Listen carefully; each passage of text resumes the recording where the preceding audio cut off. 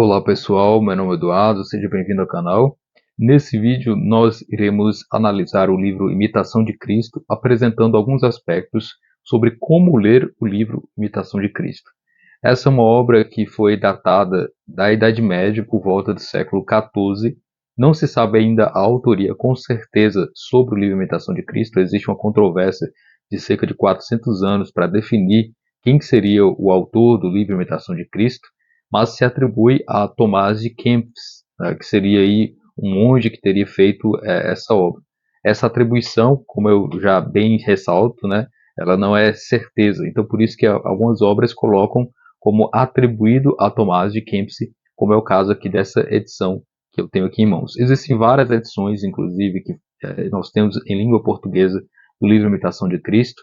É uma das obras mais lidas da história da humanidade, está incluída aí dentre aqueles livros mais lidos depois da Bíblia. E o livro Imitação de Cristo, ele fala justamente sobre como se tornar mais próximo de Cristo através do seu exemplo. Ele apresenta conselhos, ele apresenta direcionamentos para a vida daquele que quer seguir realmente Cristo, né? E nisso há aí uma grande sabedoria nesse livro. Eu vou mostrar algumas edições que eu tenho, né? São várias edições em língua portuguesa, como eu mencionei. Existe essa edição aqui em formato pequeno da editora Ave Maria. Existe essa edição da editora Vozes, versão laranjada. Existe essa outra versão da Imitação de Cristo de Tomás de Kempis, aqui dentro da coleção Gigantes da Literatura Clássica. E existe essa versão mais bonita, com tradução do padre Leonel Franca, do Clube da Biblioteca Católica. Eu tenho outro aqui, essa edição também aqui do livro Imitação de Cristo. Então eu gosto bastante desse livro. Desde que eu li, eu sempre tento reler essa obra com bastante detalhe, com bastante análise, parte por parte, porque é justamente um livro espiritual, né? Um livro em que você vai ler e reler e vai crescer espiritualmente com essa leitura. Então existem várias formas de se ler um livro, né? Você pode ler o livro simplesmente de forma direta, lendo todos os capítulos, como se fosse aí uma leitura mais direta, ou você pode ler propriamente o livro com meditações, com reflexões, que é o que eu acho que o livro Imitação de Cristo serve justamente para isso, né? Então eu vou falar um pouco sobre como ler inicialmente. O próprio autor do livro Imitação de Cristo, ele coloca exemplos sobre como ler os evangelhos, como ler a Bíblia. E com base nos ensinamentos do livro Imitação de Cristo, é o que nós iremos empregar também na própria leitura do livro Imitação de Cristo. Ele coloca, né, que para se ler os evangelhos, para ler a Bíblia, você tem que buscar a verdade e não a eloquência, ou seja, não buscar a beleza das palavras, as frases bonitas, o jeito como foi colocado no texto, e sim procurar aquilo que é verdadeiro, aquilo que está sendo passado dentro daquelas informações, dentro daqueles conselhos. Então a verdade ela é mais importante nessa leitura. Além disso, né, ler com o mesmo espírito do autor, ou seja, tentar vislumbrar aqueles ensinamentos de acordo com o que o autor está querendo passar. No caso aqui, nós temos uma noção de que o livro Imitação de Cristo foi escrito por um monge copista, né, e que esse monge daria esses conselhos àqueles que querem justamente seguir a Cristo. Então, é dentro dessa visão de mundo é que nós temos que ler e interpretar o livro Imitação de Cristo. Além disso, você deve buscar a utilidade, né, a utilidade desse livro. O que que isso vai ser colocado na sua vida quando você interpretar aqueles trechos. E não procurar justamente aí uma sutileza da linguagem, uma beleza da linguagem. Então a ideia é sempre essa, procurar a verdade, procurar fazer com que o livro se torne útil, ou seja, aplicável à sua vida, e além disso, ler com boa vontade, né? Não adianta pegar o livro e ler trechos, né, e não querer entender cada parágrafo, entender cada palavra que está ali colocada. E além disso, né, o próprio autor coloca para não se atentar à autoria, à questão da biografia, né, quem foi o autor do livro Imitação de Cristo. Porque muitas pessoas pegam o livro Imitação de Cristo e fazem uma análise da vida de Tomás de Kempis, né, que foi atribuído a ele, nós não sabemos quem é o autor, e por isso as pessoas colocam o próprio livro Imitação de Cristo dentro de uma linha temporal, quando na verdade nós não sabemos ao certo a própria linha temporal do livro Imitação de Cristo, né? Então, por isso é importante o próprio conselho aqui do livro Imitação de Cristo, que é não se atentar à autoria, ou seja, a quem escreveu a própria obra, né? Ou seja, não procurar saber se tinha muita erudição, se era realmente um sábio, ou se era alguém que não tinha instrução, mas que escreveu o livro. Enfim, ignorar a biografia, ignorar a autoria, faz parte aqui dos conselhos do próprio livro Imitação de Cristo, né, porque a verdade por si mesma ela é simplesmente dita, né, não importando aí a sua própria origem biográfica. E aí no próprio trecho do livro diz, né, considere o que lhe dizem, sem se importar com quem o diz.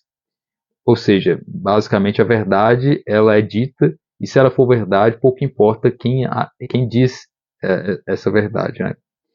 Além disso, né, o próprio livro Imitação de Cristo, ele não é feito para buscarem um conhecimento, né, para se demonstrar que você sabe aquelas informações que estão dentro do livro Imitação de Cristo.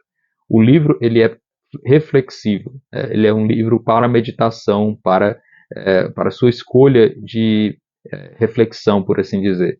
Então, é um livro voltado justamente para esse exame de consciência, para o seu exame espiritual.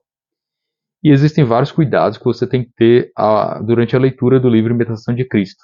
O padre Leonardo Wagner, ele dá conselhos, né, quanto à leitura do livro Imitação de Cristo, porque como se trata de um livro escrito para monges, para sacerdotes, o próprio livro em si, ele tem muitas regras um pouco severas, que poderiam ser consideradas severas demais para os leigos. Então, por isso, o leitor ele tem que estar atento a isso para não se tornar muito escrupuloso, né? Se você for uma pessoa muito escrupulosa, ou seja, a pessoa que acha que quase tudo que se faça seja pecado e tenta evitar isso, né? O escrúpulo seria o exagero nesse aspecto. Então, você tem que tomar esse cuidado para não se tornar ainda mais escrupuloso e acabar caindo em pecado, que é o pecado do escrúpulo, né? Além disso, tem que se tomar cuidado também para não ser uma pessoa muito relaxada, no sentido de achar tudo que está no livro Imitação de Cristo como um absurdo, como algo impraticável, como algo que não deve ser acatado. Então são esses dois pontos antagônicos, né, esses dois elementos, que é o escrupuloso e aquele que é relaxado demais. Aquele que é rígido demais e aquele que é flexível demais. Então nós temos que saber ler com bastante cautela o livro Imitação de Cristo. É um livro realmente muito poderoso, que se for bem lido, se for bem estudado, ele vai realmente trazer muitas coisas positivas, né? Então, por isso, ele é um livro, como poderia dizer, principiológico para aqueles que são leigos na igreja, né? Não é necessariamente diretivo, ou seja, não são regras que você tem que seguir necessariamente, mas que você tem que entender o contexto, entender o que foi repassado ali dentro dos ensinamentos. E o livro ele é dividido em 4 livros, né? O próprio livro Imitação de Cristo tem 4 divisões, cada um é chamado de livro, né? O primeiro são os avisos úteis para a vida espiritual, o segundo, conselhos para estimular o homem à vida interior, o terceiro, da consolação interior, e o quarto, do sacramento da Eucaristia. Então são 4 partes. Quando você for selecionar a edição que você está querendo adquirir, você tem que analisar se existem as 4 partes, porque existem edições que colocam apenas 2 partes ou 3 partes, né? Então é bom saber que existem 4 livros e o último trata justamente da Eucaristia. Então, para fazer a leitura, eu vou mostrar como que eu faço necessariamente a leitura do livro Imitação de Cristo, né? Existem 4 etapas que eu coloco. A primeira etapa é estabelecer um horário do dia, né? Porque você pode escolher um horário que seja do seu tempo livre, um horário que você esteja mais tranquilo, mas é bom estabelecer um horário determinado, específico, né?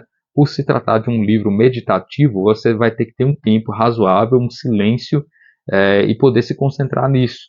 Então não é qualquer lugar que você vai ler o livro Imitação de Cristo, né? Você tem que saber selecionar bem o lugar e ter aí, portanto, um tempo determinado. Então estabeleça um horário fixo antes de dormir, por exemplo, ou mesmo ao acordar. Estabeleça esse horário para que você possa fazer essa análise, né, essa reflexão. Eu costumo ler o livro Imitação de Cristo ao acordar, né? Normalmente eu acordo, faço um jejum, mais ou menos ali de 1 hora, 2 horas de jejum ao acordar, e aí eu, dentro desse período, eu leio o livro Imitação de Cristo e faço as minhas reflexões, né? E nisso você tem que preparar a sua alma para a leitura. Da mesma forma em que, quando nós fazemos a leitura das Sagradas Escrituras e fazemos uma preparação, né, para a Lectio Divina, para uma leitura que seja ali meditativa sobre as Escrituras Sagradas, você também no livro Imitação de Cristo precisa fazer um certo preparo. Então seria interessante fazer aí uma oração, rezar um Pai Nosso, uma Ave Maria, ou mesmo a oração de Santo Tomás de Aquino para os estudos. Enfim, é bom fazer aí é, um pouco de oração, um pouco de atenção, né, dentro desse preparo espiritual.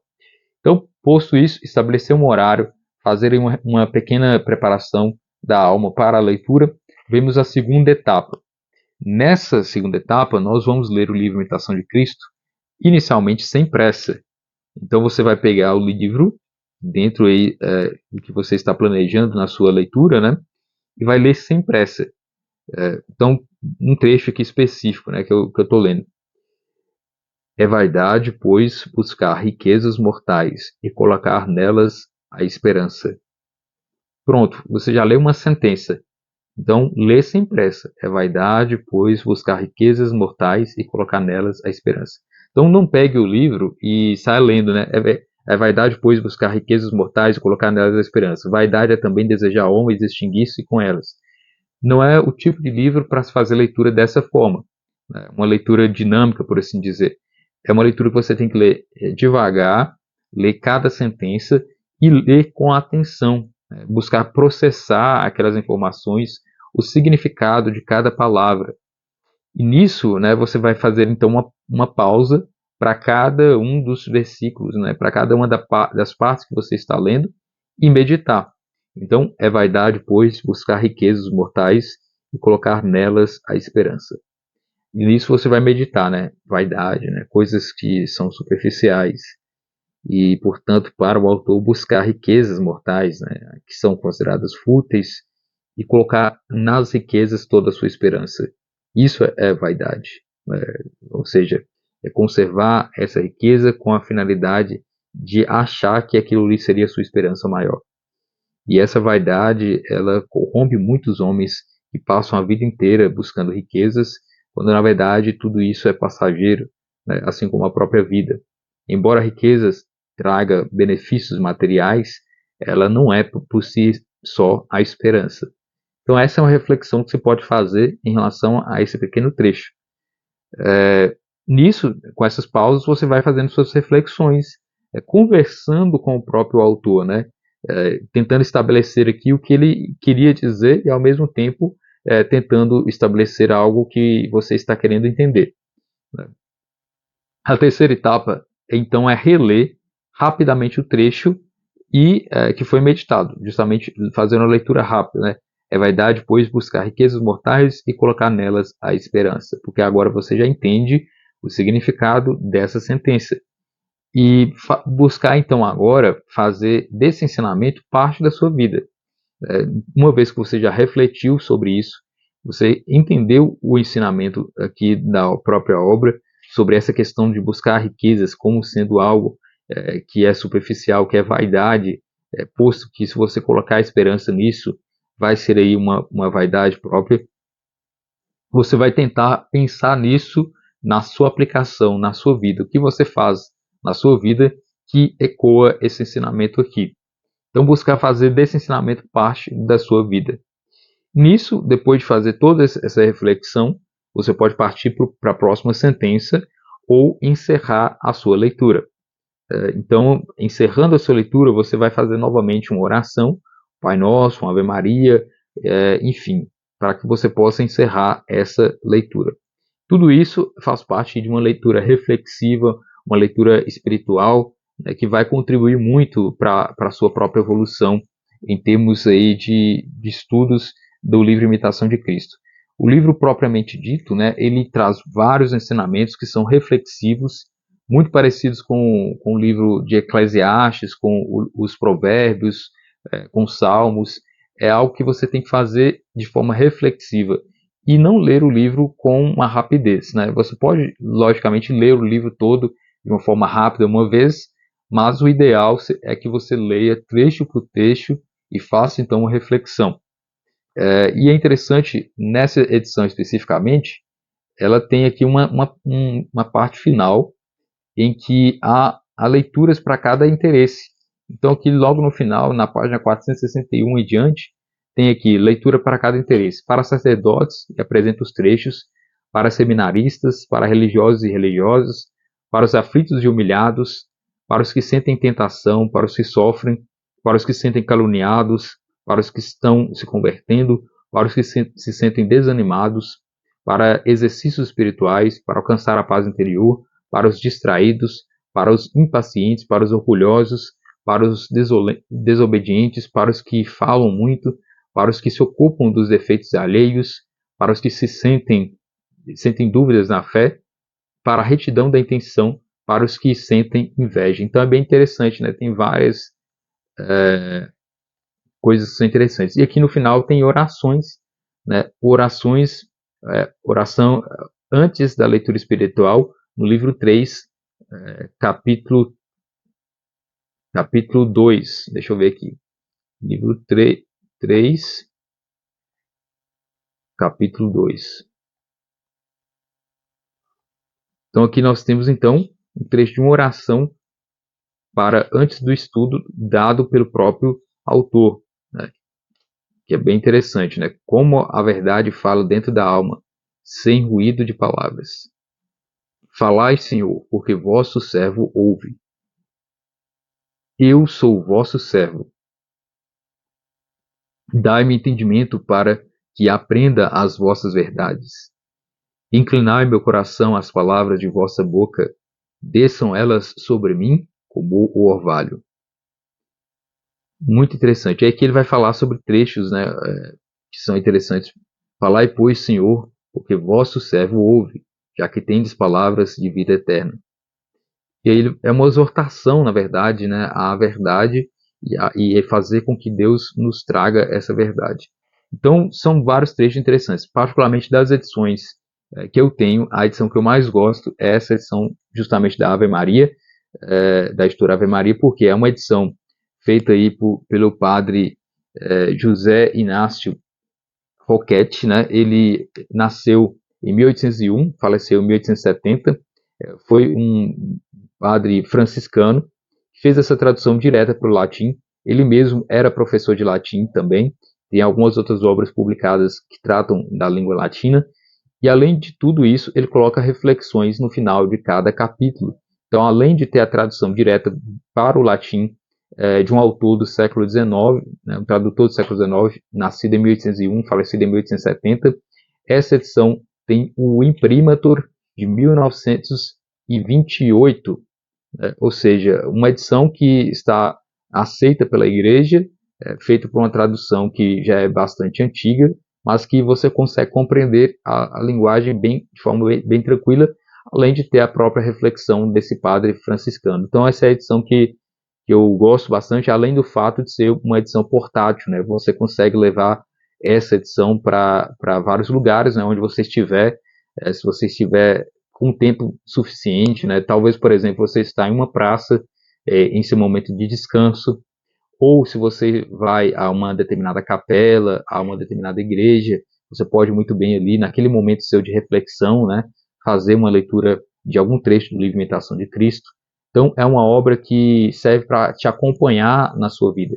Então, sempre quando eu viajo, sempre quando eu vou em qualquer lugar, eu levo essa edição para justamente fazer essa leitura e poder refletir sempre, né? Porque com essas reflexões nós iremos amadurecer de forma espiritual, também intelectual. Então, o livro Imitação de Cristo, além de te dar esse norte espiritual, vai te ampliar também, de certa forma, na sua vida intelectual, mostrando noções que talvez você não tenha em termos aí da própria vida, né? Então é isso, espero que você tenha gostado desse vídeo. Se inscreva no canal se você não está inscrito ainda. O livro Imitação de Cristo é uma obra fabulosa que muitos intelectuais já leram e que ainda continuam lendo. É uma obra que serve para sua reflexão, para seu ganho espiritual, e vale realmente a pena fazer essa leitura, e eu recomendo muito que você adquira o livro Imitação de Cristo. Então é isso, muito obrigado pela atenção, até nosso próximo vídeo.